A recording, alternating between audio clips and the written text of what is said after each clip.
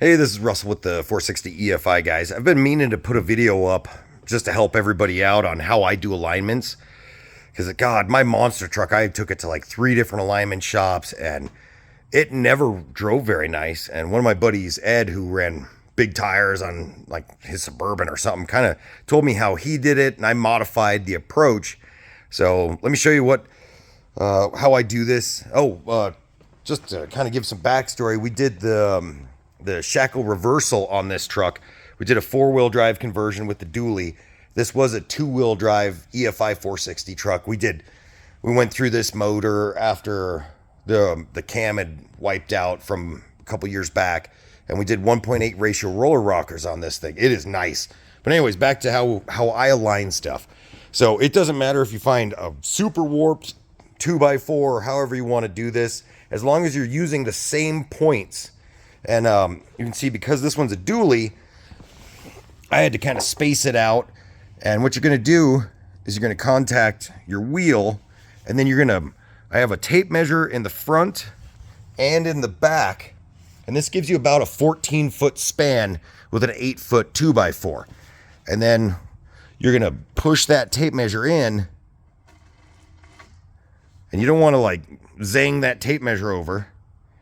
And then what you're going to do is you're going to flip this board over and you're going to push that tape measure in. And then from there, what you're going to do is take it over to your passenger side, and then you're going to read the tape where it comes down on the tape. Come down real slow. Same thing, touching the wheel at the same points. And then you're going to flip it over and read the back. And then what I go for is about 3/4 of an inch skinnier on the front than on the back. You've got 3/4 of an inch toe in over that 14 feet. They run and drive really nice. As long as your other components of the suspension and steering are clean and tight. That's how I did my Monster. I've had great tire life, even with 44s. I've done Corvettes like that, Mustangs. That's my mid-engine Corvair up there. I'll do the same on that. That car will see well over 160 miles an hour with that engine I've got in there. But same thing, my monster truck, I think I hit 115 in that truck. And it was terrifying, but not because of any alignment issues. My Corvette, I hit 165 with that. This approach works great. It's not going to do caster and camber. You got to make sure everything else is sound and safe, but this has been great.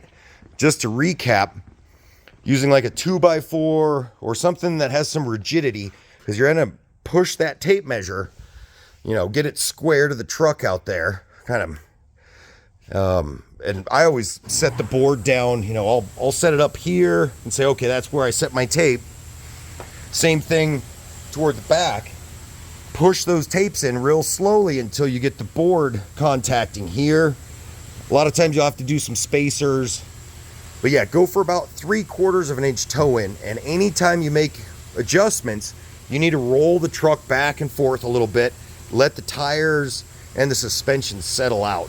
That's why I never like the string method where you're up on jack stands. It's not real world. There's no load on your kingpins, on your ball joints, on anything, on your bearings, and all that stuff changes it. So again, I do about 3/4 of an inch with all of my Ford trucks. I do about the same on anything rear wheel drive. I've done it on front wheel drive cars. Those are toe out, but this way it works great.